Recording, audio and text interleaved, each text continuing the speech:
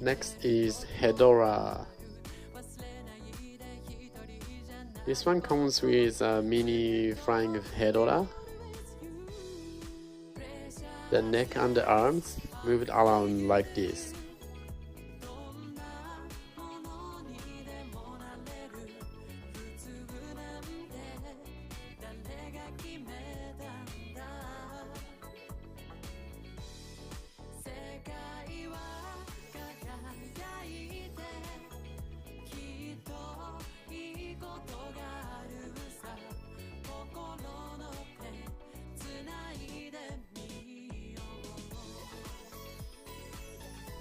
Here's how it looks up close.